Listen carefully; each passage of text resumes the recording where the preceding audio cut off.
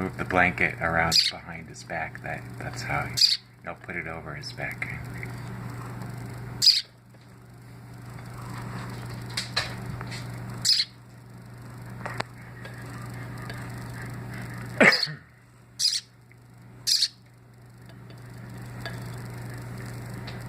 Boy, he's hungry.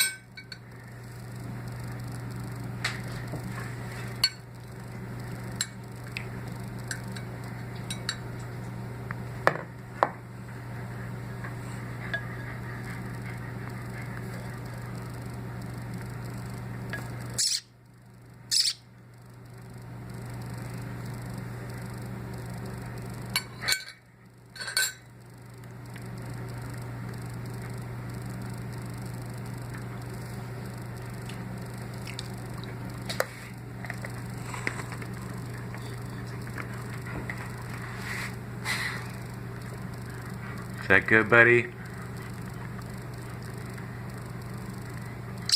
This little bird we found right outside of our back door almost stepped on the little guy. Don't know where his nest is, what kind of bird he is.